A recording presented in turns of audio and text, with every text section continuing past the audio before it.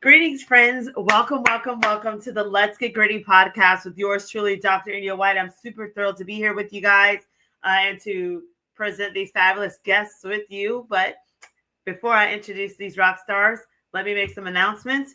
First things first, the Let's Get Gritty podcast with Dr. India White will be featured on Spotify and all of the main social media platforms.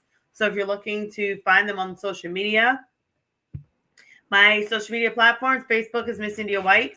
LinkedIn is The India White. Twitter is Indie Speak and Teach. Instagram is Indie238. YouTube is India White 123. TikTok is Dr. India White. I also invite you to check out the website, www.india-white.com, for books, blogs, or to schedule me for any speaking or coaching events. I know we're just starting the school year, so we have a lot of exciting things going on. I see people are doing some great trainings, and thank you so much for those that have welcomed and embraced the message of grit. You understand that everybody needs grit. It's starting to make sense. Speaking of events, I want to also remind you guys, I will be seeing some of you at these conferences. I know we have the Math Ed conference coming up, the virtual conference coming up. Thank you to Melanie and the team for that. I will be speaking. It's already pretty much going to be launched next month, but my portion will be October, beginning of October. So I'm looking forward to seeing you guys there. I also look forward to seeing you all at NCSM and NCTM this year, those wonderful conferences. I'm super excited about the Making Math Moments Conference and the Black Kids Love Math Summit in November. I'm thrilled about these events and anything else that comes up in between. I also want to remind you guys to check out the Grit Mini Workshop titled How to Harness Grit to Help Students Thrive. That is going to be with Robert Kaplinski and the tribe. Thank you, Robert, for this fabulous opportunity. Also, we have online tutoring going on. I know we are busy, so online tutoring going on. If you have any students that need tutoring, send them our way, and we will help them. So with that said, now, I hope you guys have had gritty weeks. I hope that you're getting a lot of things done. I do now want to take this opportunity to introduce to this Let's Get Gritty podcast two fabulous people. One is going to be Fred Bridges, who is a growth mindset coach, and Alexander Rivera, a recent graduate from Hillsborough County Schools, advocating and championing the work for students across this nation. So welcome, guys. How's it going? Welcome to the Let's Get Gritty podcast. Going well. Awesome to be here. Yes, I'm glad to be here as well. Okay, so of course, this is wonderful because we're all going to be talking about grit and just your experiences with grit. Alexander is going to be talking to the audience about student perspectives of grit, and Fred is going to be talking to us about grit as a growth mindset coach, as an educator, and whatnot. So with that said, I want Alexander to first introduce yourself to us. My name is Alexander Rivera. I am a proud public education activist based here in Tampa, Florida, and a recent high school graduate of Wharton High School, located just north of Tampa. I began my educational activism around the age of 14 years old. So I've been doing this for a pretty long time, but, just recently, over the summer break, I was fortunate enough to go with Dr. White to the Florida Council of Teachers of Mathematics Conference in Orlando, where I had a chance to share my story of activism and, to inspire not just educators, but students around the nation to know that you are that you have to stay gritty if you want to make a change in your school. So with that being said, I thank you again, India, again for having me. Oh, definitely. It's my honor. And I can't wait to see what the next chapter holds. So we celebrated you last time on the show because you had just graduated from Hillsborough County, and you talked about how you were so gritty, how you overcame depression and things. And just for, the audience sake, I want you to talk a little bit about that. And then I'm going to transition into the next rock star on the show. So talk about that, like your grit journey and how grit helped you towards the end as you were graduating? So, my great journey began at a very young age. As I said before, I began my activism at 14 years old, and during which time, you got to understand this is during COVID. So, you're on lockdown, you're doing, Zooms like how we're doing right now, just, very much remote work. And, ultimately it changed my life altogether because I was diagnosed with depression at the age of 16. And then, by the time I turned 18, I was diagnosed with major depressive disorder. So a lot of my time was, evolved around, between therapist appointments and doing Zooms with my teachers. And so my advocacy basically started after, I had found out that one of my friends was being bullied. And I said, well, if you can change anything about it, what would it be? He's like, I would like to have somebody to be on my side because, he was, struggling. And so I am what most people call a team player. What I mean by that is that I am, somebody who wants to not just fight for somebody who is struggling, but somebody who is also, needing that little bit of that push or that motivation that they need. And so that really, prompted me into making some serious policy decisions. What I mean by policy decisions is being able to reach out to the region superintendent because obviously it was not being addressed with my current administration. So I said, you know what, let me take this up a little bit higher than I should. So I reached out to my superintendent, and of course, ultimately what ended up, being the deal breaker was, he actually, my one of my friends came up to me and he's like, you do such great work when it comes to activism. Maybe you had to become a public education activist. And so that's how I got my start was, it's something from a little issue as simple as bullying, and it was able to be addressed. And, as of right now, he is currently a prospective student at Columbia Law School. So I'm very proud of him for that. Fabulous. And thank you for your work. Look at that impact you're already making as a student. Okay, so now I wanna bring on the next rock star, Fred Bridges, a growth mindset coach. Now, Fred, where are you based? Tell us a little bit about yourself. Yeah, absolutely. I am based out of the great state of Georgia. Some might call the city closest to me Hot Atlanta. It's pretty rainy today, so it's not as hot. But yeah, there are some days when it could really be hot Atlanta. But guys, I am I love the theme of grit, and as the other podcast participant was speaking. I'm sorry, I forgot your name, sir. Alexander. Alexander. So Yeah. okay. So what Alexander was saying, man, I was putting myself back into school also because when I was up until the third grade, I stuttered so bad that nobody could really understand what I was saying. Yeah. But I was blessed to be born with a twin brother. And so it was kind of like Moses and Aaron. If you know that story, my brother became my mouthpiece until the point where I got my own voice. And the way that I found my voice, guys, is that I was so embarrassed to go outside and play with everybody else. I sat inside and just sat in front of the TV and just tried to just mouth my way through commercials. And so once I got my confidence with commercials, we would be out somewhere and I would like blurt out like this, it's Mikey. He likes it. He likes it, And so until I got my voice, guys, I kind of spoke in commercials. But once I found my voice, I said, hey, I don't want any other young person to struggle with the embarrassment of not being able to express yourself. And so once I started talking, my mama said my mouth never stopped. And so and so I became a speaker at programs. I became a speaker in the community. I became a voice for the voiceless because just like we just heard, man, there are kids that get picked on so much, right? Because of their challenges. And so from the time I gained my voice to the time I started teaching, I tried to find the kids that needed somebody to be on their team. I love the fact that you said that you're a team player. And I think to be gritty, man, you gotta be like a team player. Absolutely. you You know, have to. And so once I realized what I had, my superpower as a teacher, I was that teacher that every kid that was called any type of name could be found in my classroom during lunchtime, right? Because you know what happens during lunch to those kids, right? And I opened my classroom up, and I promise you, every kid that again had any challenges. I mean, I really felt like I had another class that they didn't tell me about. But it was so awesome during education to again assist those kids and really understand the power of a great educator beyond the curriculum that you teach, the grit that I model. So many of my kids took with them, even those kids that were just my lunch bunch, right?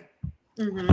I see those kids growing up into beautiful adults with thriving lives. And I just wonder, if I close my door and push those kids out, where would they have been? What would have happened? And so I've always seen the benefit of being that advocate, right?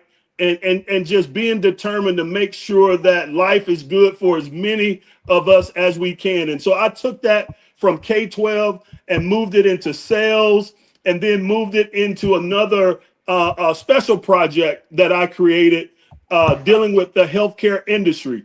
Do you understand how much the healthcare industry pours into everyone else to take care of them, and very little is poured back? And so, out of those three areas, that is where I continue to serve with training, with support, with coaching. And it has been a wonderful journey. I've met some great people like Dr. White. And so that's my story. And I'm just excited to be sharing that with you.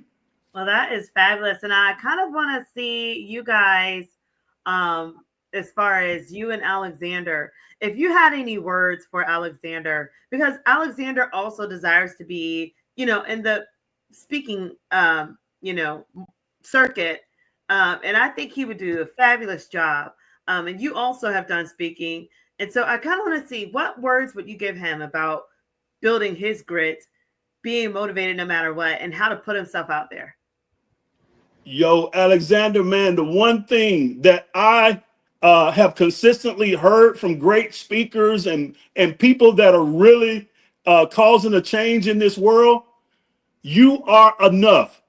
If you can believe that what you've got in you and your experiences are enough to touch the ears and touch the hearts and touch the minds of those that you are trying to reach, man, you're going to always have an audience. Even if it's people on the front row that are sitting on their phones, there's somebody in the back that couldn't get to the front, that I promise you, in that audience, they're going to come up to you and say, what you said today touched my life.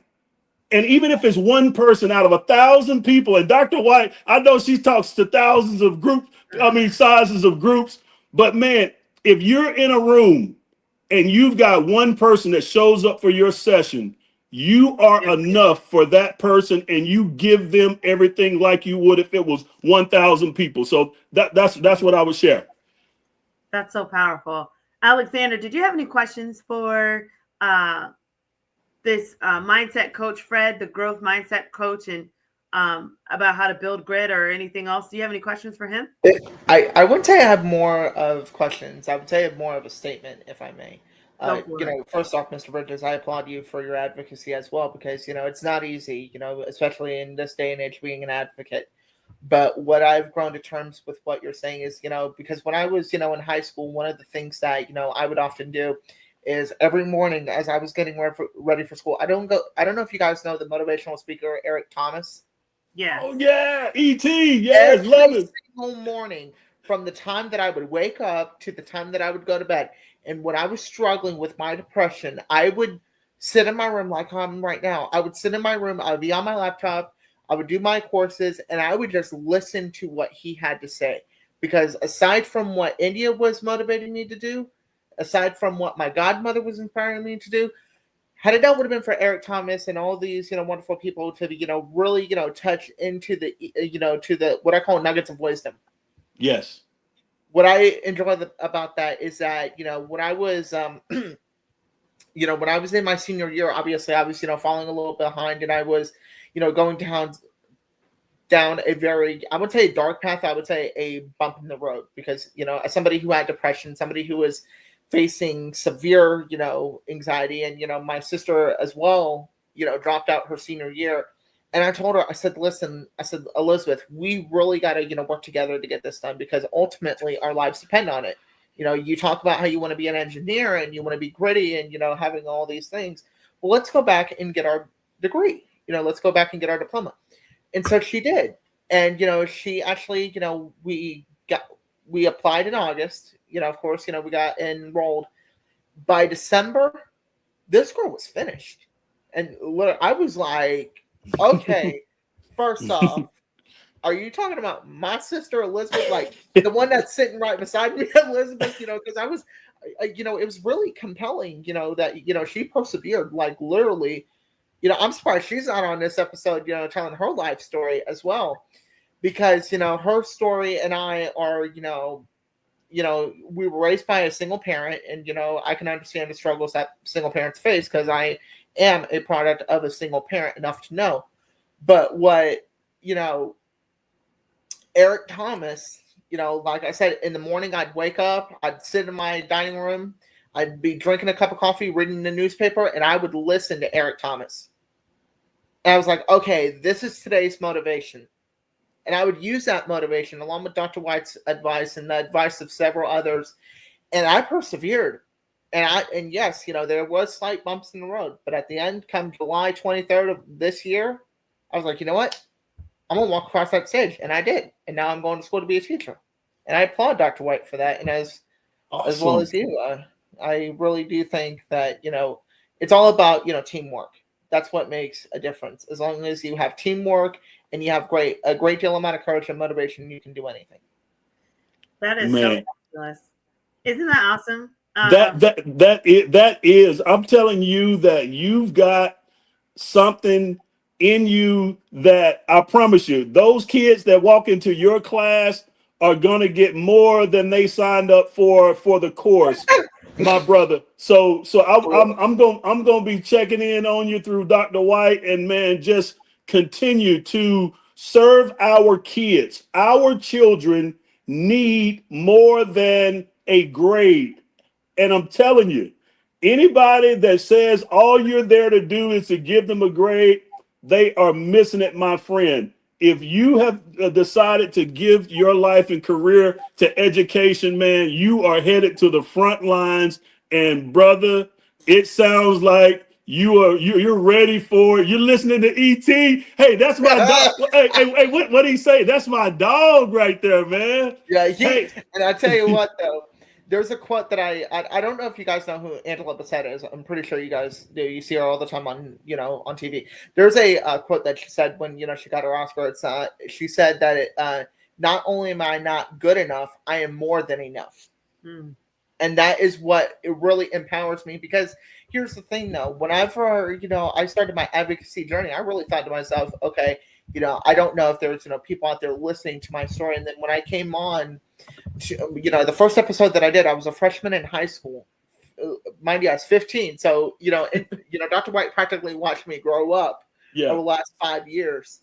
And by the way, I'm not cutting onions, so let's not cry. But long story short, she really has been the embodiment and really the main center of my activism. And it starts off with peer-to-peer coaching. When I came to her and I told her, I said, hey, listen, can you pray for me, because I'm, battling depression. Not only am I, somewhat coming out of my depression, but also she gives great advice. She's a very straightforward person, tells you like it is. As a mom to a son, she's very much involved, and and I applaud, all the work that she does. And, it's not easy, especially, for me, but when I went to FCTM, which is probably one of the biggest math events here in the state of Florida, specifically for math educators. And when you're able to stand in front of a room of, I think India, it was like 20 people. I had educators who were lined up, literally after the end of her session, lined up to talk with me. And they're like, how do you do it? you're only 18 years old. I said, well, I'm actually 19, but I thank you for, degrading me down in age. But, hey, listen, and, I even told one of my friends, I said, I want to be an educator because out of all the careers, education is where I'm at because we need educators. There's a nationwide shortage. I mean, it can be, proven through stats, but what we can't argue is the fact that we as teachers have to understand that, we need to motivate our students. We have to be, their, voice, especially, in a society where, students are often seen but not heard. Mm-hmm. And Mm-hmm. we have to make sure that our students are heard. We got to make sure that our teachers are heard. And, and that's where I got my start was through Dr. White's activism. And I was kind of like, that little gator, trying to go into a river. There's a little UF reference that I give, but, Gator. you got it. So I thoroughly enjoy being an advocate. And my brother's a school teacher because of it. I spent, 15 years as a pharmacist and I was like, you know what? Pharmacy's not it. So he went back, got his bachelor's degree at 30 and is now teaching third grade math and science. Awesome. This is amazing. Awesome. So this makes me ask both of you a question, and I want to start with you, Coach Fred.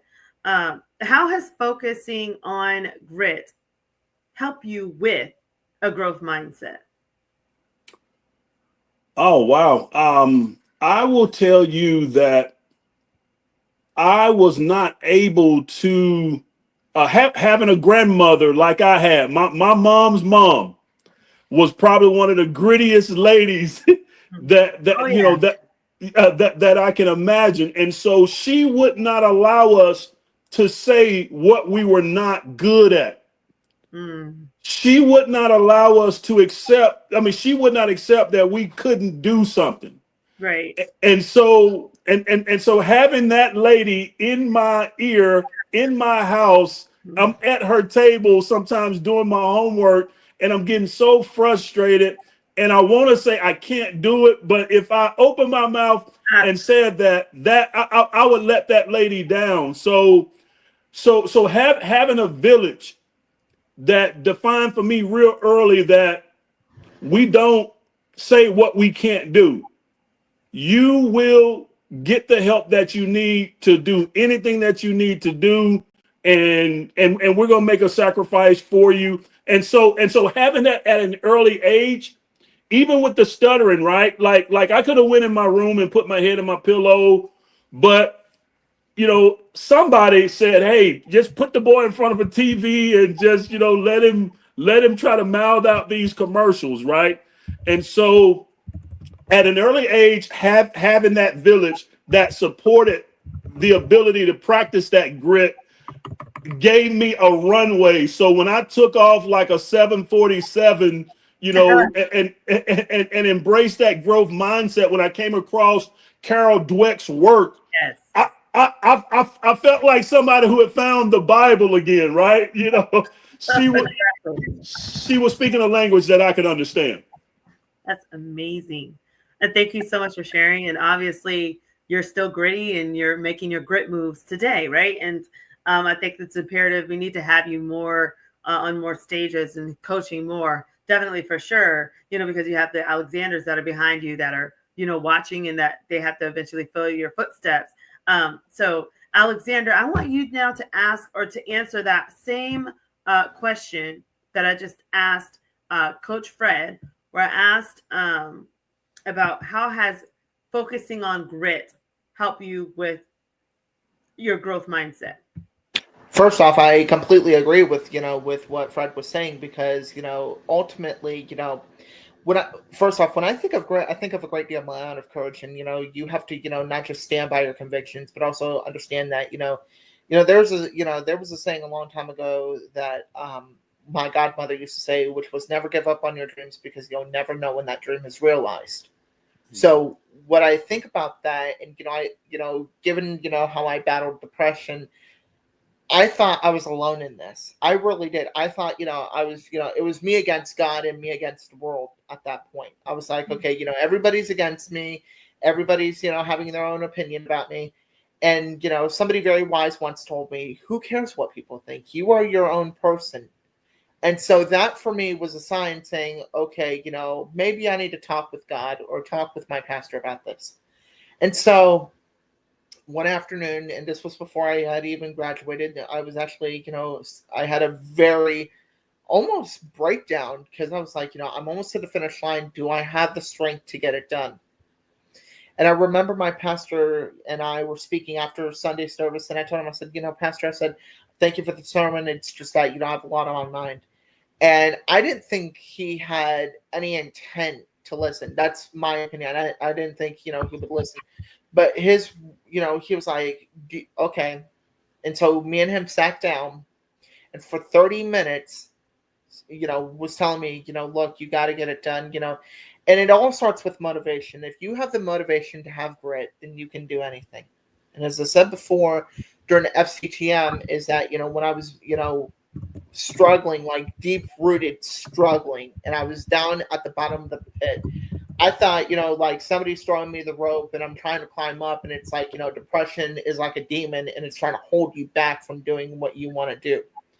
So I was like, okay, I want to reach to the top of the mountain. And so I was like, but to answer your question, I think that it's important to realize that you have to stand by your convictions, especially given, given an example of, the fact that there is so much more that I can give that people, oftentimes don't realize is that, but I honestly feel that in my heart, given the fact that I am not an educator, future educator, what I can say from this standpoint is that as long as you remain, there's a saying, you got to be in it to win it. Like as a football, my brother's a football coach. So, he often tells his football players, if you want to go out there and you want to achieve a victory, all you have to do is, make sure that you have the mindset, that you have to understand that, I wouldn't say it's like a lifeline issue because it's not the NFL, but, um, he encourages his players. He teaches both high school football and he coaches my nephew's little league team. So, he really, motivates his players to know that, whatever you're going through in life, you will overachieve. And when you overachieve, you will succeed. Now that leads me to ask you another question because I think that's fabulous, about overachieving and things. But sometimes, Alexander, we find that our self-efficacy, like our ability to believe in ourselves, not this false, narcissistic, puffed up, inflated ego, but more of a true soul-like belief within ourselves, that can be damaged at times because of what you go through in life. And so I want you now to talk to the audience about how has grit impacted your self-efficacy, your belief to believe in your ability to achieve in life. Well, I think that, as I said before, India, grit basically means you have to have a great deal amount of courage.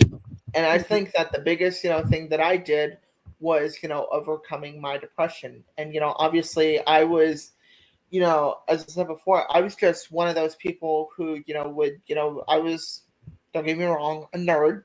I'm not afraid to say it. I was a nerd. I was It's too. okay. And so, Nerds become leaders.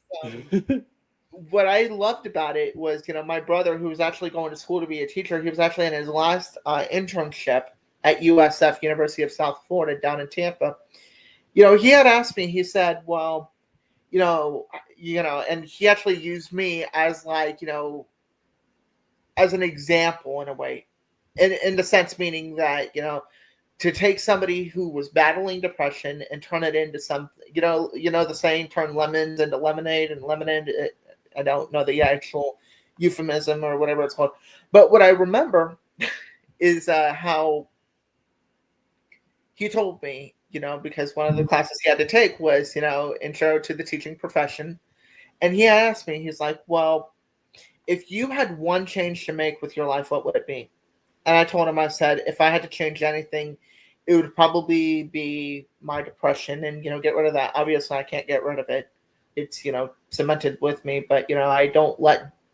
It's like, well, there's something I want to tell you. Do not let depression define your life. Mm. That's number one. Do not ever let depression, get in the way of what you want to enjoy in life. If you are being called to serve, whether it's in politics, whether if it's in the education space, whatever field you choose to do in life, just remember that you can do anything as long as you put your mind to it. And so I thought, and I told my mom the same thing. And my mom's 53 years old, and I love her to death. And she is also persevering through grit. You got to think. She's working 2 full-time jobs and going to college full-time. Mm-hmm. And so she's, she harnesses grit, and by believing in your beliefs and by believing in the ability that you can do anything, you can accomplish many great things. I mean, I know that perfect example I can give, Dr. White, when you were going through your dissertation, it was obviously very challenging because it's a PhD. But you were able to harness grit, and you were like, okay, God's got my back 24/7. He's never afraid to answer that call when I need him. And so when you harnessed your grit, and I saw it, not, in person, but when I saw, your post, and, when you talked about how you wanted to go back, and then, you went into your dissertation, and when you finally posted and you said, I finally defended my dissertation, I was like, makes me. And when I read that post before I was joining the podcast, I was thinking, okay, if India can do it, then anybody can do it. And that's how I look at it.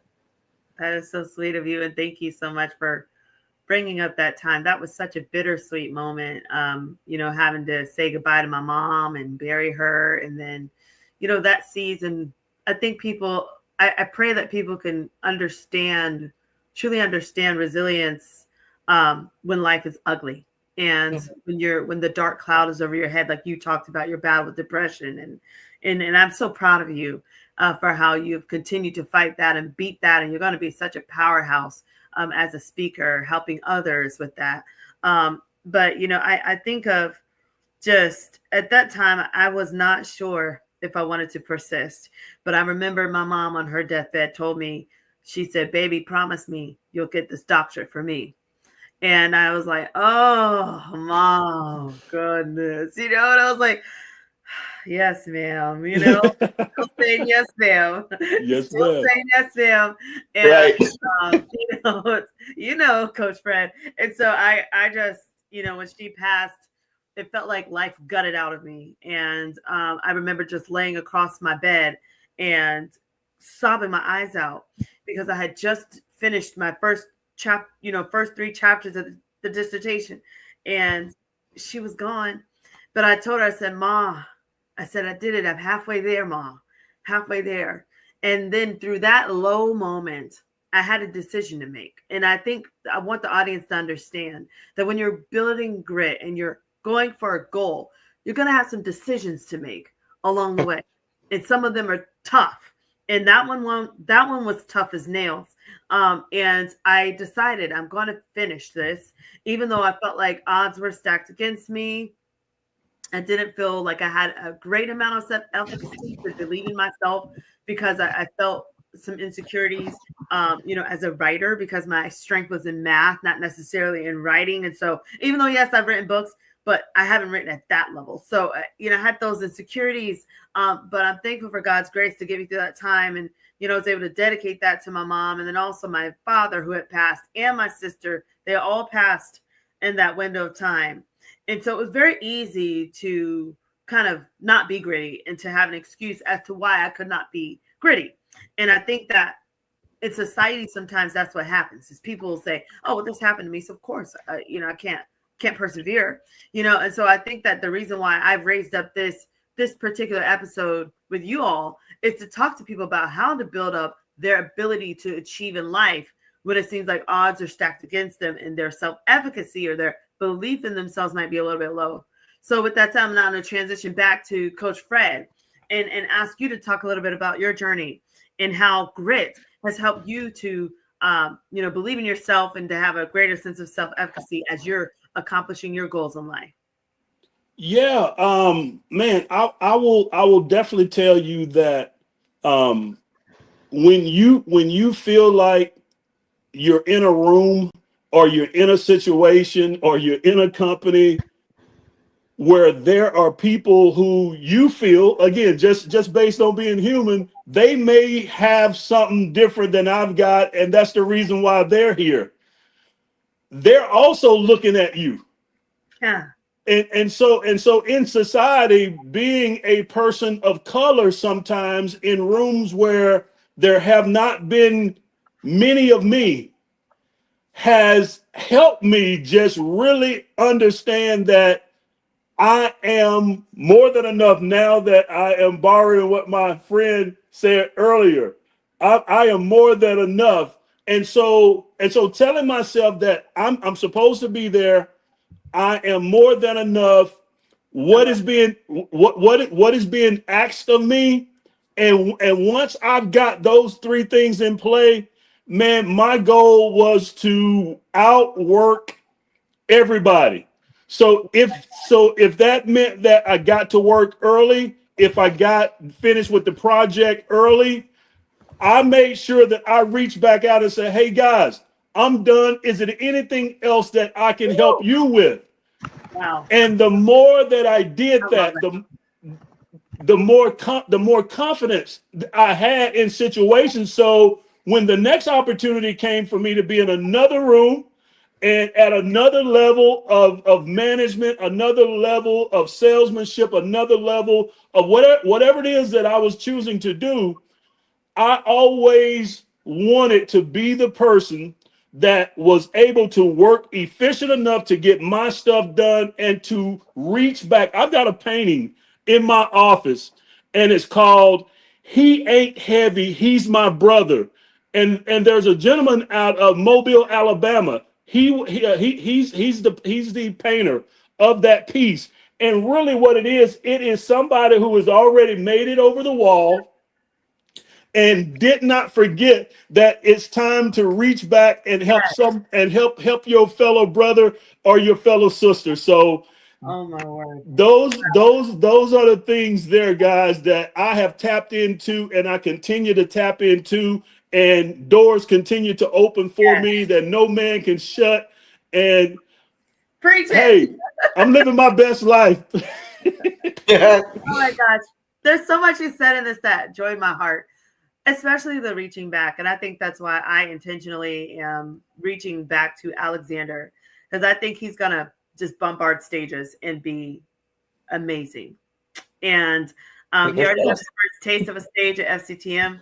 And I'm hoping to open up more stages for you to come on board and to just share your expertise. And but I say that because we need more leaders, for those of you guys that are watching, especially those that have crossed over. You're over the fence, you're over the bridge, whatever. To reach back, not kick down. There is a culture that has been going on where people cross over and then they kick down. They get rid of you. They try to steal this, the opportunities, and that is so petty. For someone that is, and I'm telling you, for someone that has really made it, they are giving the energy of paying it forward. They're not reaching, they're not shutting people down, they're not kicking it down in the crack pot. They are trying to make sure you too can make it. This is why I really don't. I used to see people say, oh, wow, they made it. But now I kind of look beyond that and I say, who did they help make it? So I don't want to hear necessarily about just your greatness. I want to hear, how did you use your grit to build the next person or the person that's after you? That what did you do? I remember I told somebody about a TEDx talk and I gave him just a little bit of advice. Do you know he landed a TEDx talk and he just also defended his dissertation? And that is what I'm talking about, is how do you lead somebody into your shoe steps? How are you launching others and not pushing people down? I'm telling you, this culture, corporate America, just overall, it has to change. We have to understand there's more there's more blessings that come when you help others up. And I'm talking not being intentional, saying, okay, I'll help these 3 people up, but I know I was supposed to help that person and I leave them on the sideline because I'm worried that some foolishness is gonna, I don't know, people have stuff going on in their minds, but it's like, how do I intentionally help everyone up? I think that is a focus of a true leader. And it reminds me of Simon Sinek's book of Leaders Eat Last. You always put yourself last to make sure everybody else can win, because ultimately when you do that, you're going to win. And I hope that, even as you guys talk, I hope you guys can, connect afterwards, and, maybe there's some mentorship here, because, Alexander, at Coach Fred, he's doing what you're wanting to do, and he's been in the space for years. He's an expert, right? And so I love how you're bringing that energy, Coach Fred. I just like your energy, and I like your philosophy of how you want to outwork everyone in the room. And that takes grit, because when people are coming in at 8:55, you're there at 7:30 because you understand the assignment. You understand the vision of whoever it is that you're leading, and you're willing to, put in the extra effort. And so I commend you for that. Alexander, I'll let you talk a little bit about that, and then I'm going to transition you guys to the next question that I have for you. Go ahead, Alexander. So I just want to say, Dr. White and Coach, I really do appreciate the work that you guys do. It does not go unnoticed. That I just want to first and foremost say that, because when I was actually going on a fully in-depth tour of my school board building, and it was a graduation present from one of the school board members, and she was showing me different spots that got a chance to meet my region superintendent and all that good stuff. But during my visit, what was really overpowering were I had teachers I've never even met, who have worked within the school district, who are now region superintendents, superintendent. And the first thing that my superintendent says to me was, remember, walk by faith and walk by sight. So in a sense, meaning that, and so, he's a very good, mentor who has kind of really, navigated me, and I, there's so many people I could, list them all, but it's going to take more than just an hour to name them all. But, what I love the most about being able to be intent, because in order to be a proficient and professional education advocate, there's, and I say this, I call it the listening process. And the reason why I call it the listening process is because in order to be an effective advocate, especially for public education or whatever type of education activism you choose to do, you have to be intentional. You have to be a good listener, and you also have to have good judgment. And you have to do it in a way that's both articulate, but also in a sense that's understanding. And when I was in high school, I was on and off between an adult education center and a high school, and I was and I remember a phone call that I had with Dr. White, and I told her, I said, hey, listen, I said, Dr. White, I said, I don't know if I should get my GED or just a basic high school diploma. She basically said to me, she was like, okay, if I was you, just, go back to school and we'll help you through it. And here I am, a high school graduate, and, Dr. White is not more than just a person. Once you get to know her and you get to understand the story, I mean, in the sense, that, she, her journey was not easy. And so, she's actually helped molded, people to share their own stories, like how I shared my battle with depression. And, so it's not been easy, but, I tell you what, it has been the most rewarding privileges of my life to know people like Dr. White and you, Coach, because, I mean, yes, I am still young.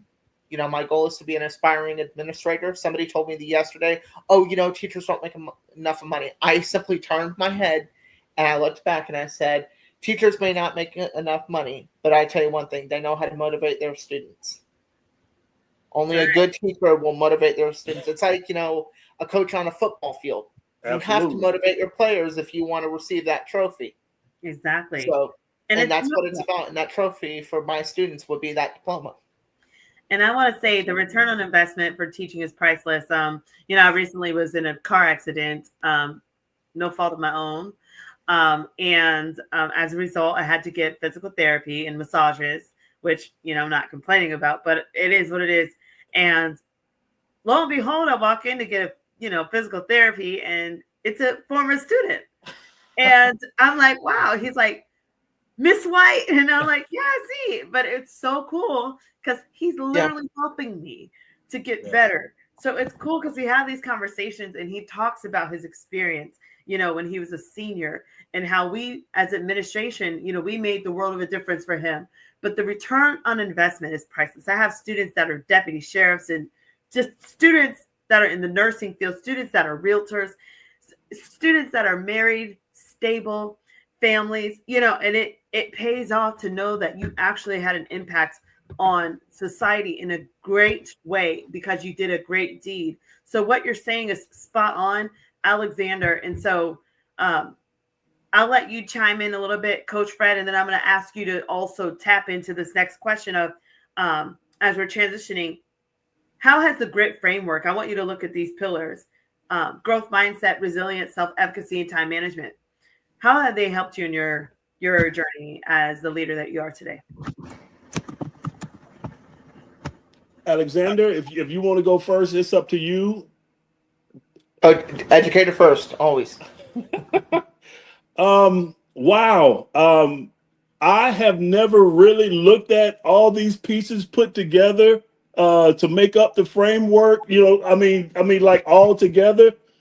But each one of these, I cannot tell you how important it has been along my journey of going from classroom teacher to textbook sales rep to shifting from textbooks to technology, K-12 sales rep to management, and now doing some consulting work.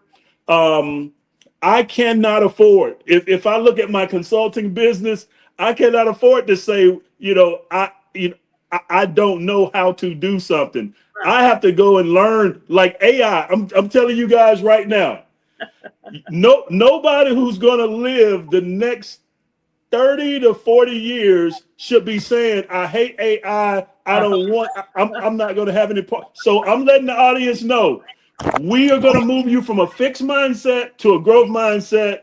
And Fred's going to be right there with you because I am trying to master some of this newness, right? But what it does, guys and ladies, it gives us an opportunity to embrace, to stay relevant, and to have a place in a world that is constantly changing. Real quick, I don't know if you guys have paid attention to the news, maybe down in Florida where you guys are, but in Mississippi where my family is, and here in Georgia where I am, two of the largest paper mill factories are shutting down in communities where individuals have made their living with their hands. With their hands. Huh. And so as we transition out of this hands-on to a more digital world, we're going to see the need for print, the need for paper to shift into digital. Yeah. So now in my hometown, there are people that are literally saying, I don't know what I'm going to do. So if I was still in Mississippi and my mom had chose not to take us away, I probably would have been working at one of those factories, right? Wow. But because I've been able to escape that pattern that you see in small towns, I bet both of you can understand what I'm saying with having some small town connections, right? There are families that are being affected that I promise you the leaders of those companies knew that this was coming, right? Mm-hmm. So why not prepare these people for that change with getting them into some training and courses? I say that, right? I say that about the growth mindset versus the fixed mindset. We cannot afford to stay in a fixed mindset if you're going to survive. Mm. Okay? Resilience. Every day there is a force that's going to be pushing against Okay. us. Think about this. Every day you get up and you put 10 toes down on the ground. But guess what? That same ground is pushing back up at you, and gravity is pushing from space onto you. So if you are going places, you have to have some resilience. Wow. If your feet are taking you places, you're gonna have to have some resilience. If not, you will be driven into the ground like a stake. Wow. Self efficacy, Yeah. right? Yes. The belief that you are going to contribute to your space, your place, wherever you are for that given time. There is something in all of us that makes us different. And if that wasn't the case, we wouldn't all have different fingerprints, right? And toe prints and stuff, right? There's something in each of us that's there for us to make our mark on the world, even if it's just you putting your hands on it or putting your toes on it. No one else's matches yours, right? Yes. Time management. My best friend back in high school, Mr. Lanier Levitt, his dad was one of the first black morticians here in the state of Georgia who became a millionaire burying people. and Oh wow. so it was interesting having dinner at his house sometimes, right? Oh yeah. And listening to his dad and his mom talk, and his dad would take a break. Lanier and I would be over there kicking it a little bit, and he said, "Hey, do you guys know that when you're on time, you're still late?" I sat at that man's table enough to have dinner, to have dessert, and to get a chance to learn something that no one else in my house ever told me, even though I knew it. But this man who was a millionaire looked across the table and told his son and myself that on time is still late. And you know what happens? I show up early for everything. Wow. Because of Mr. Greg Levitt, Mr. Gregory Levitt. And so that is how those pillars of the framework have helped me shape my life, my pattern, my habits, my grind, my grit, and everything that makes me up. Beautiful. Thank you for sharing that. And it's so powerful with the work that you do now, being able to build grit in other leaders and, educators and, business leaders as a growth mindset coach.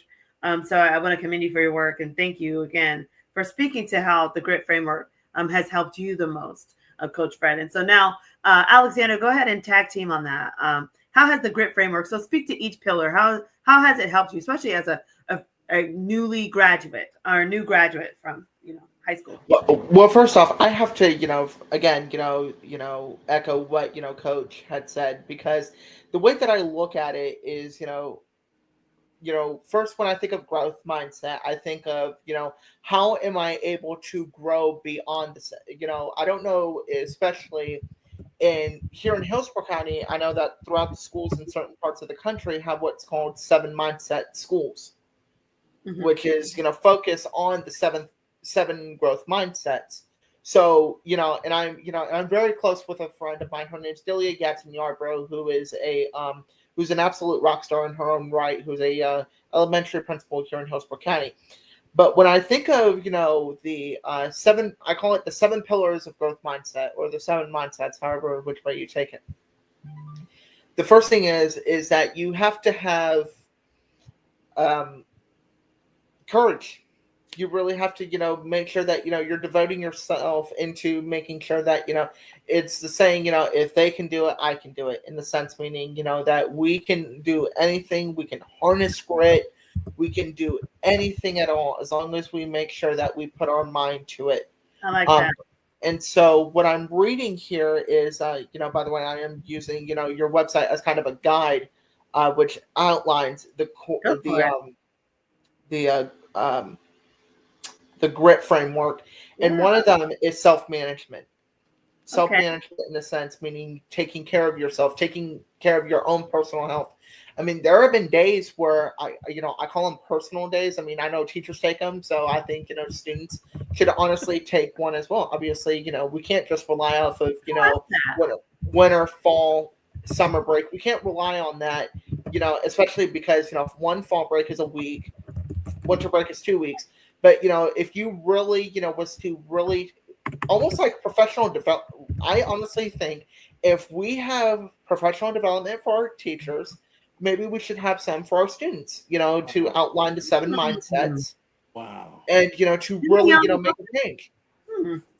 Well, I can tell you as an author and, with some of the work I've done with Savvis, we will be helping students directly, just like you've spoken. So for those in the math Absolutely space, you will see. But to answer, the 7, or excuse me, not the 7 other parts.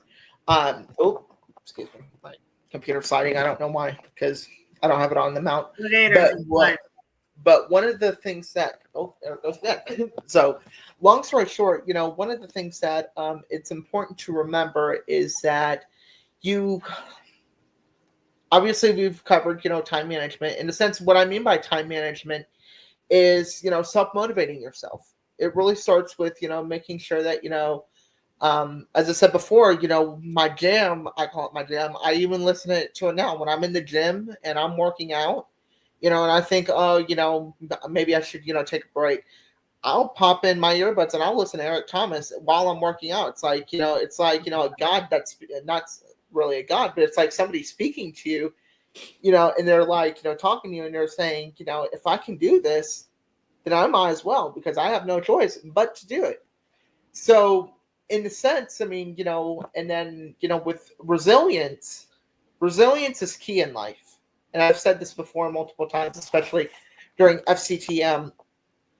I've fostered resilience through my depression, and to the point where I actually had to, I'm actually on the verge of writing a book about my depression. All right, That way I'm able to help other students, because it's not just students that face depression. It is a nationwide issue that our students do not receive the proper mental health support that they need. I mean, we cannot rely off of school social workers to be there for our students. That's why I'm recommending that we do professional development for our students, because because a lot can change over a school year. It could be a death in the family. It could be a lot of things that are, kind of holding a student back from reaching that finish line. And so I met with a parent yesterday who was telling me that her child was going through some, very troubling, situations. Obviously it was beyond my control, but, I at least was able to tell the student, and I gave them my contact information, and, it was really empowering, because this student was in the same shoes as I, had a low GPA, didn't want to try to, at least attempt to graduate. And they're a senior. I was like, there's got to be something that I can do to change them. I mean, I can't change them on the outside, but I can change their whole perspective on life on the inside. And so you have to, not just be self-motivating to your students. And, Coach, as you know, you're a former educator, so you know firsthand, what life is like in the classroom. And I know what it's like from a student lens perspective. But what really needs to, and this is something that I've even shared with my own school district, is that we cannot rely off of, just, telling our students, to do their work. I mean, obviously it's completely coherently dependent on if they want to get it done or not. But what we can at least do is take stock in that and say, you don't have I wouldn't say you were forcing them into doing it. That, if you want a student to be truly successful, and if you want them to get that fully, that little diploma that they get at graduation, then there's got to be, a change in growth mindset. Because, obviously, as I said before, students can change. We could be on spring break one minute, and, they're not coming back into the classroom, and we're being told, oh, they're not returning because of a family member's illness, or because, they have to take a leave of absence. The perfect example I can give is my sister. My sister, of course, is much older than me by, 14 months. But she really persevered strongly because you have to have perseverance. You really have to have perseverance if you want to make a difference in society. Yes, I mean, it's totally up to the person you're talking to. Like if you're talking to an administrator, they'll think, okay, your concerns are valid. But if you go a step above them, and if you go to, let's say, a principal and you're like, hey, wait a minute, my student is struggling. What can I do as a teacher to help them? And then, your principal wants to say, wait a minute, you're the teacher. It's your responsibility. Because I hear this all the time, especially at my former high school. I get told all the time that, teachers are not being, paid attention well enough. So, if you want to make a difference, it really starts off by, self-motivating your students. As I said before, by motivating your students, and I plan on doing this. I used to call it Growth Mindset Monday, in which my teacher every morning and forgive me, every Monday and Friday at the beginning of the period we would watch Eric Thomas. And at the end, we would watch Eric Thomas. That way, by the end of the period, we could understand that, we were motivated. And so I think that if we were to tell our teachers, if you were to motivate your students, graduation rates would go up. We would have a ton of students. Here in Hillsborough County, which is the 7th largest school district in the country, with a budget of $3.3 billion, we, should honestly take, because if we had mental health services for our teachers, we should have the same thing for our students to make sure that they're not only just heard, but that our social workers and our psychologists are not just aware, but, it's totally up to the student. But we have to make a difference. I mean, we as educators all know that, and I'm sorry if I keep using filler words, but as a future educator, I want to be able to take that, that little nuggets of wisdom that are given to me by former teachers who have been in the classroom longer than I've been born, or, who have been around, much longer, and use that as, as a pillar and, like have different signs throughout my classroom, specifically motivational quotes. I think by having motivational quotes in the classroom, along with the Eric Thomas videos and, telling your students, hey, let's, make sure that we're doing the right thing. Let's make sure. I guarantee you we would have a much better nation if we honestly did this. Yes, you would. And it's funny, I do everything you're saying, I'm like, oh my gosh, you're just confirming a lot of the great things that we're already implementing over here in the grit world. So for you rock stars, I do have a grit weeks where you start out Growth Mindset Monday, just like Alexander said. He's just confirming this. Then it's Resilience Tuesday, Self-Efficacy Wednesday, Time Management Thursday, and then Gritty Friday where you celebrate. So you do this already, and you'll see this if you order the grit calendar that is already embedded in the calendar. So for all of you teachers and leaders that want, or you don't have to be in education, you can be in any background and use a grit calendar. But if you're wanting that, reach out to us. You can visit my website www.india-right.com. You can get it there. If I do want to point out, go for it. Apologize. So another thing is, in addition to what you're saying, is if you ever go to Dr. White's website, there is the Grit Workbook for students and for teachers. Yes. And I think that will really help, one, for our teachers. It will really, help them on how to not just manage the classroom, but also to provide, the nuggets of wisdom so they can then transfer it to the student. And it's the same thing with the workbook for students. I mean, I haven't been able to purchase it, but, what I've been able to hear from, different students who have ordered the Grit Workbook. I actually have 2 former students who were, my classroom, or excuse me, who graduated with me in the class of 25, who was able to read the Grit Workbook for students. And they were like, you know what? This, I had somebody tell me yesterday, I think it was a former friend of mine. She was like, or excuse me, not a former friend of mine. She's one of my best friends. She was like, maybe I'm pursued to go into education too. I said, well, I mean, everybody's mindset is different. Nobody's mindset is the same. And this is what I can say as this, is that, especially, Growth Mindset Mondays, Self-Efficacy Wednesdays, and Time Management Thursdays and Fridays. I think that with time management and how you plan I look at my life as a big old, I look at it almost as a Bible in a sense, because there's so many chapters in it. But what I've understood throughout my life, as not just as an education activist, but as somebody who has, gone through public school, K through 12, I think that honestly, teachers do a fantastic job. And sometimes, our teachers are being underappreciated for it. We need to, raise awareness for our teachers. If we really want to make a difference in our students' lives, it all starts with, our school districts. If we want to make one of the, if we want to make a decision that's not just right for our students, but, to guide them, I think, we would, honestly make a difference. But it, ultimately is up to not just the students, but also to the teachers as well. I agree. And now that leads me to just have Coach Fred talk a little bit about this grit week and your opinions about using this grit week, among those that you're coaching or, other leaders, and just telling us, how you could see yourself implementing this.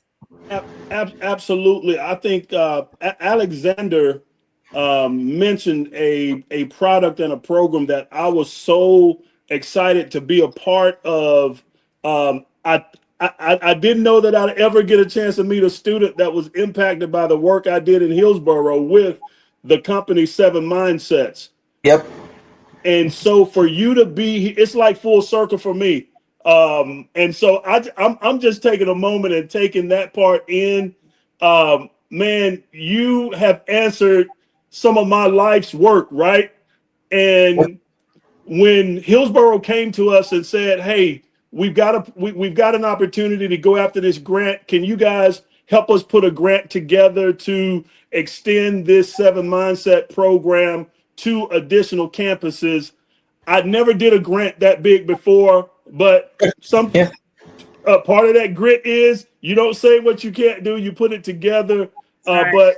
And so when I look at the framework, the weekly framework here, I'm like, all of those are just great daily reminders of why we are here on Monday. If you come to school on Monday, if you come to your position, your job, your whatever you do on Monday with a growth mindset, you set yourself up for one of the most productive weeks. So I'm really digging growth mindset Monday.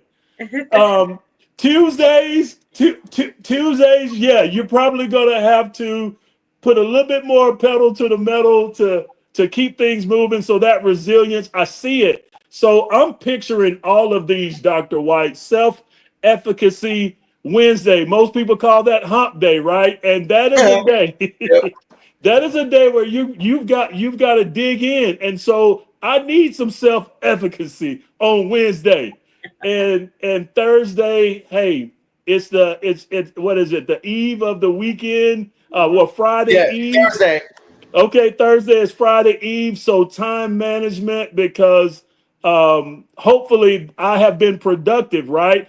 And Yeah. if there's any adjustments that I can make as I end my week, Thursday is a great day to look at, hey, what have I done? Are there some adjustments that I can make so that I can end Gritty Friday on a high note? So these are awesome. These are awesome. And I can't wait to purchase my calendar so that I can put it up in my office and I can get gritty on Friday, you know? Yes. Yes. And so, I mean, really, Coach, you were very much spot on. And, here's the thing now, when obviously I'm not, my high school didn't do the Seven Mindsets, but obviously some of the schools in Hillsborough, like G.I.T Elementary, that are part of the Seven Mindsets, know firsthand exactly, I mean, they do a fantastic job. And, the principal, Dealey Gatson, who's now over at Muller, really does do an excellent job. I do also want to point out that, um, when I said earlier a quote by my godmother, which is never give up on your dreams because you'll never know when that dream is realized.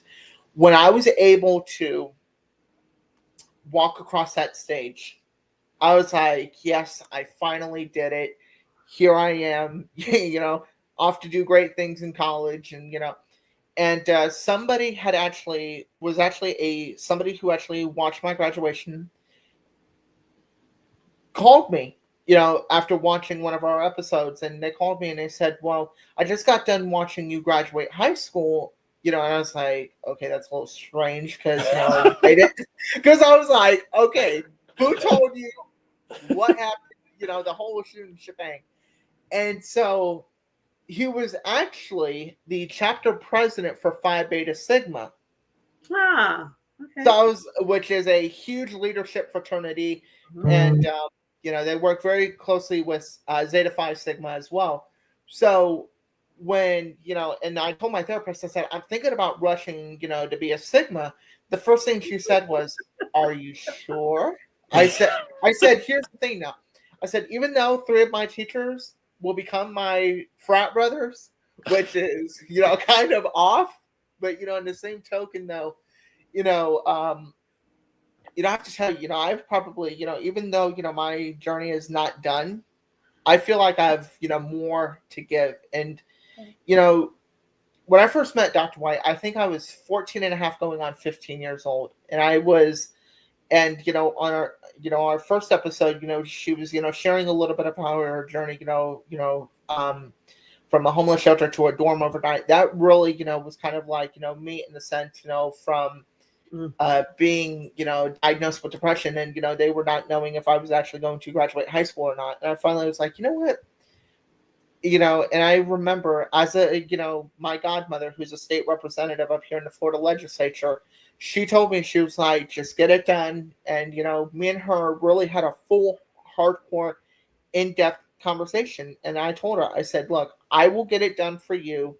What other advice would you give me? She goes, honestly, pursue your dreams because you're young and you have to have persistence if you want to get something done to be that change maker that I know you can be. That's the And truth. so here I am, 19 going on 20, and going to be an educator, and then off to UF or USF. I haven't really decided yet. Officially, I may go to UF to be a Gator because I know that's always been a passion for Dr. White because Yes, like I said, she's been a huge part of my life, and she's um there's just so much that I can say that are gonna be exceeding past the 1 hour mark. But as I said before, it's a huge blessing to and I call you guys part of my tribe. I have a lot of people who I work with who oftentimes who often doubt me, saying, oh, just because you're a student, you don't understand what life is like as an educator. I may not know what a life is like as an educator, but I've seen it firsthand as a student enough to know the struggles that our teachers face. Wow. And I've met with teachers who have been in the county, 30 plus years, who are, barely making enough, money because let's face it, teachers don't make enough money. That's obviously, but when I met with a union member who serves for the Hillsborough County Classroom Teachers Association, who's a widow. Okay, she's has 3 amazing children, all who attend public school, and she's working 4 jobs. Wow. And barely having enough time to see her own children.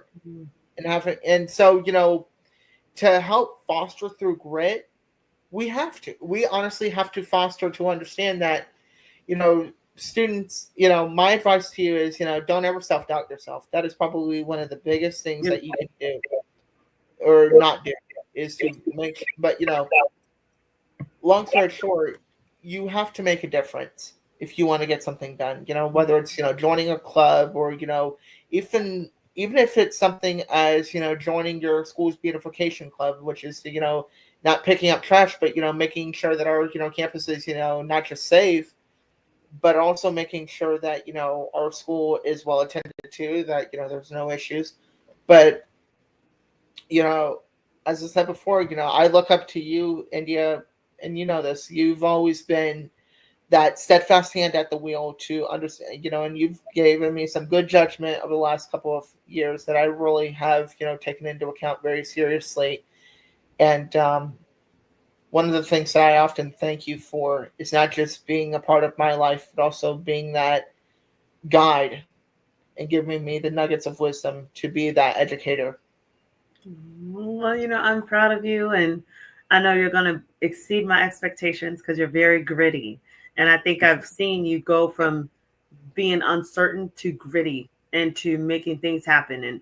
And so it makes me proud to know you and to just be a little nugget in your journey of excellence. And to know that, we're passing the torch to greatness because I see it in you for sure.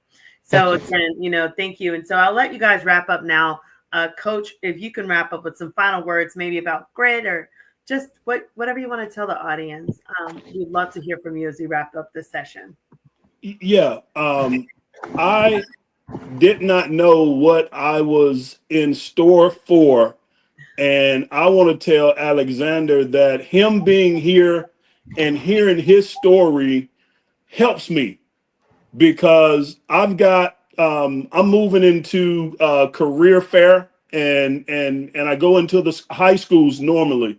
And I go and I speak to young people during this time of year, probably going into Thanksgiving. I'll be in and out of different high schools.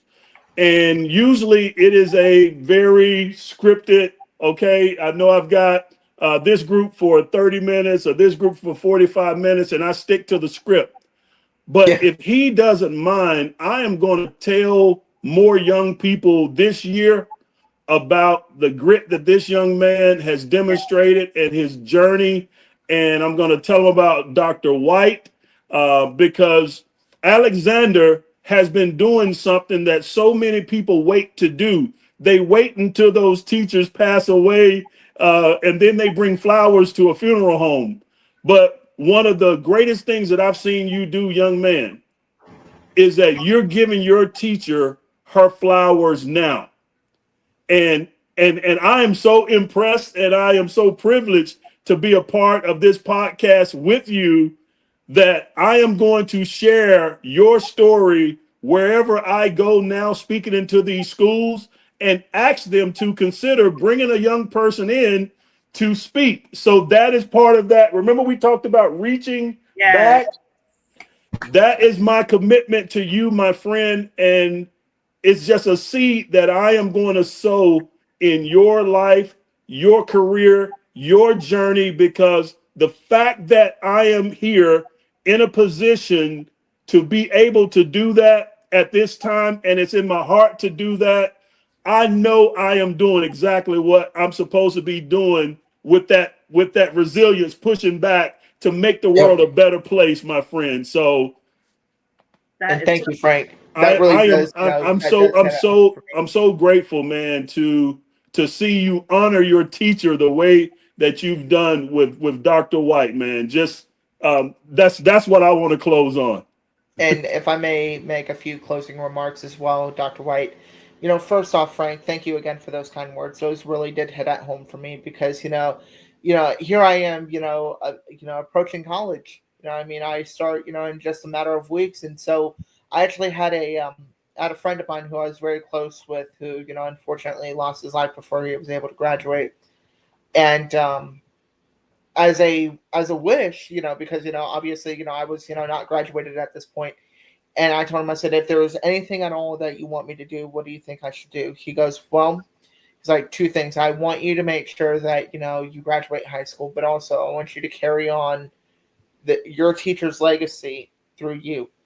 Hmm. And so, and so it's very unfortunate that, he could not be here, but I know that he's here physically and spiritually with me. And,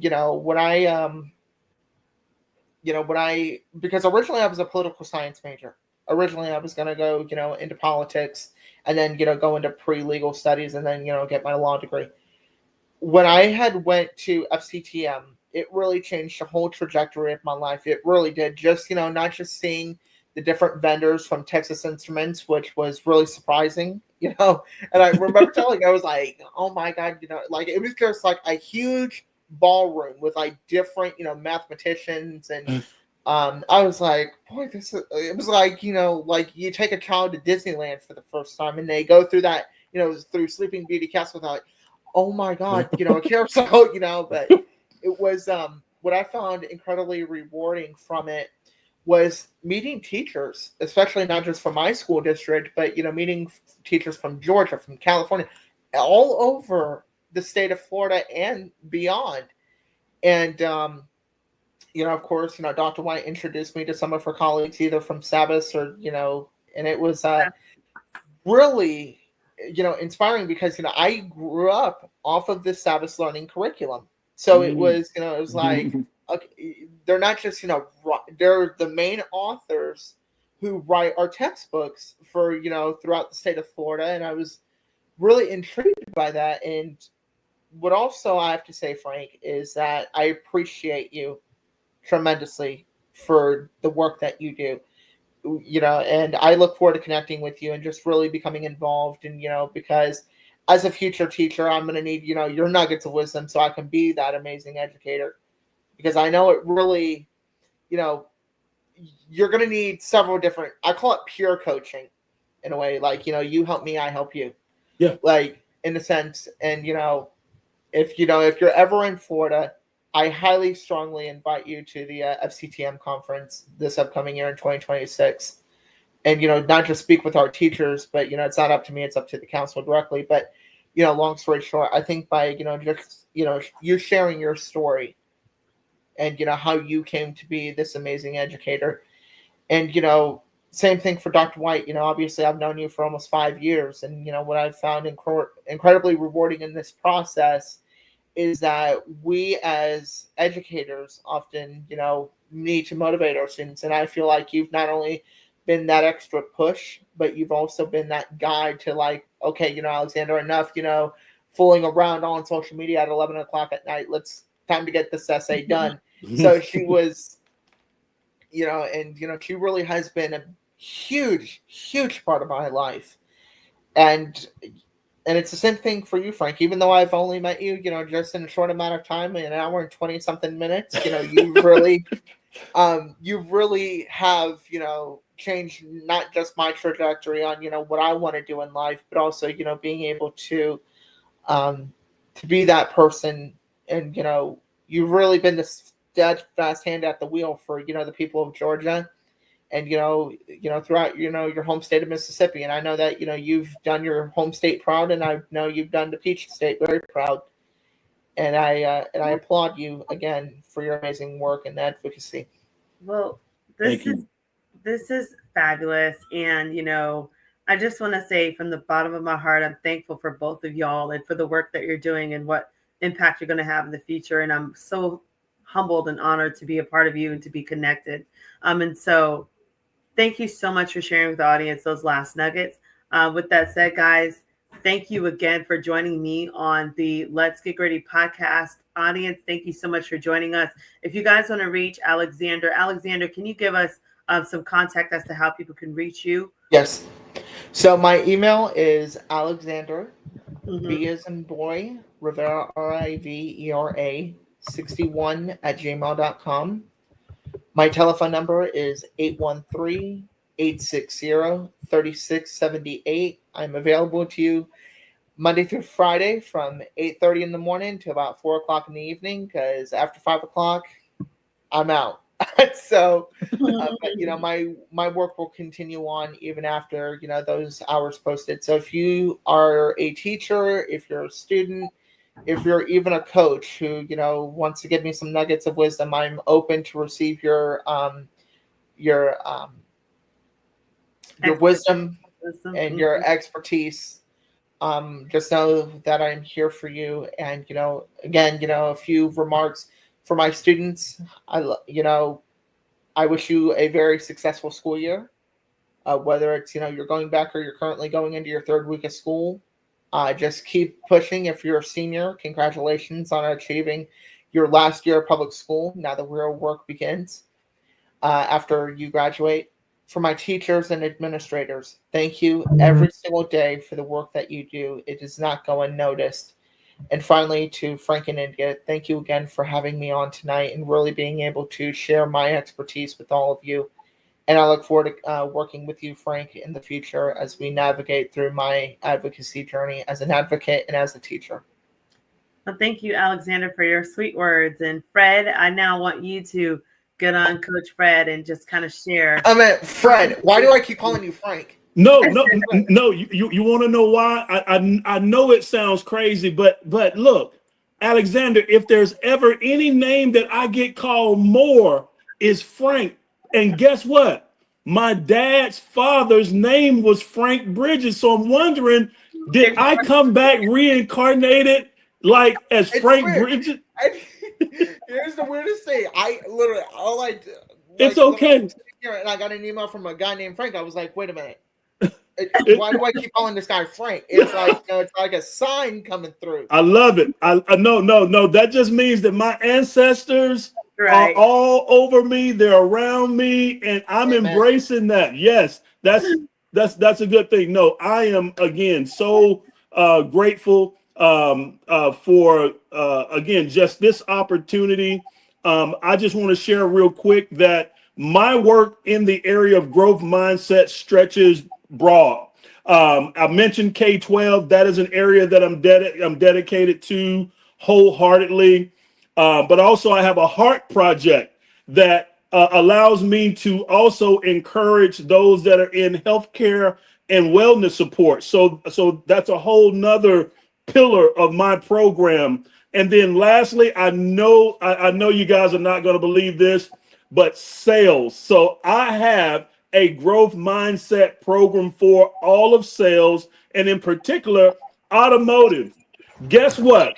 I had never had any experience selling cars, right? Right. I went into a car dealership and I was the top salesperson for 12 months straight. Can you guys believe that? Oh my Yes. word!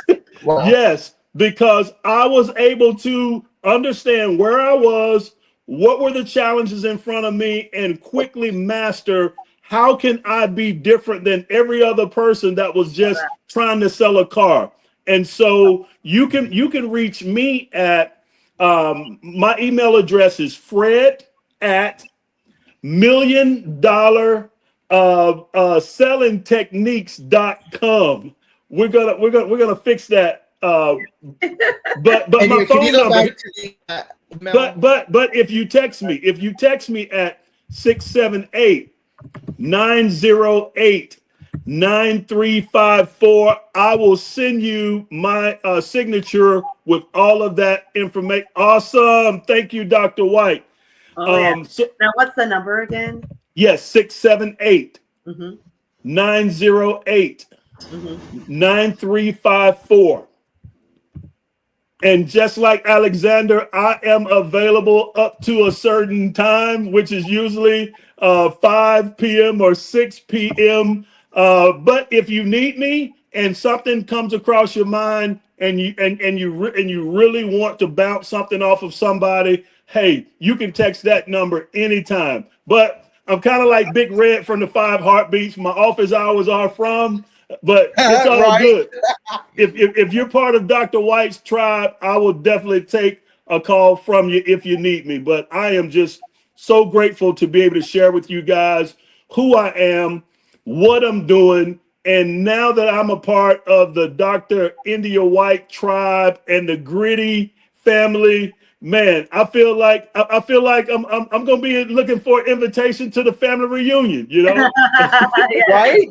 It seems like it. And, But no, it's been great. It's been great. Right, so much. you know, This has Fred, been fabulous, and I will before we definitely close, have this on all of the main social media channels, guys. As you see, my channels are listed there.